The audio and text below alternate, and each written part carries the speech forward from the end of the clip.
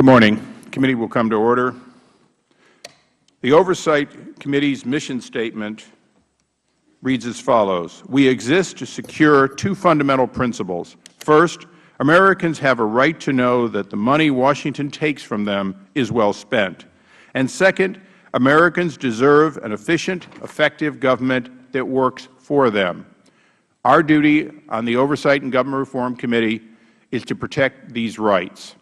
Our solemn responsibility is to hold government accountable to taxpayers, because taxpayers have a right to know what they get from their government. We will work tirelessly in partnership with citizen watchdogs to deliver the facts to the American people and bring genuine reform to the Federal bureaucracy. This is the mission of the Oversight and Government Reform Committee. Today's hearing falls exactly within our mission statement and is in fact the heart of our statement. Bureaucratic accountability is in fact a growing problem in America, at a time in which we would hope that data transparency, websites that can be automatically populated with information day in and day out so that the Americans can seamlessly search for information they have a right to know, should be a given. But it is the exception, the rare exception. FOIA authority needs to be expanded, but let me assure you, FOIA needs to be nearly obsolete. Obsolete because, in fact, most information requested and seldom properly granted should, in fact, be available online in real time. To do this, this committee will have to work with this and future administrations to break down the silos that have for so long caused the closing even of financial information to be done generally by tens or hundreds of bureaucrats retyping and re-inputting data, or data centers manipulating data from divergent databases. Today, though, we will hear about the President's issued executive order directing Federal agencies to disclose more information and disclose it more rapidly and to reduce the backlog. For this, we commend the President.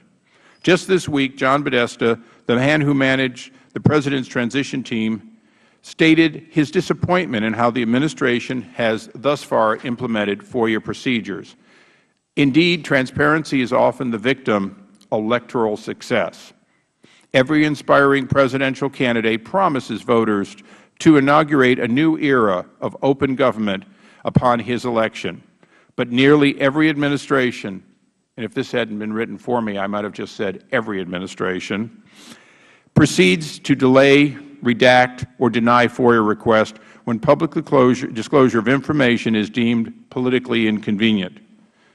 The committee has initiated a comprehensive analysis of how Federal governments handle FOIA procedures. In recent weeks, the committee has witnessed firsthand the bureaucratic obstruction that the general public often experiences. The committee experienced to date reveals inadequacies in FOIA, as well as a disparity in FOIA compliance among Federal agencies. Today's hearing will afford the committee an opportunity to fully examine some of the problems associated with FOIA design and implementation, as well as executive branch compliance. I look forward to the witnesses today. And in closing, before I recognize the ranking member, I also would like to thank the men and women who do FOIA compliance. As much as today's hearing may be about delays and bureaucratic ineptness, there are hundreds upon hundreds of people whose job every day it is to try to work within a system that they did not create, rules that they must comply with, and frustrations when, in fact, people are complaining they didn't get what they asked for, they didn't get it at all, or they didn't get it in a timely fashion. So from this committee, which represents, if you will, the rights of every Federal worker, let us understand today it is not about blaming those in the FOIA compliance. It's about blaming those of us well above them who have an obligation to make the system work so they can do their job better. With that, I recognize the ranking member for an opening statement.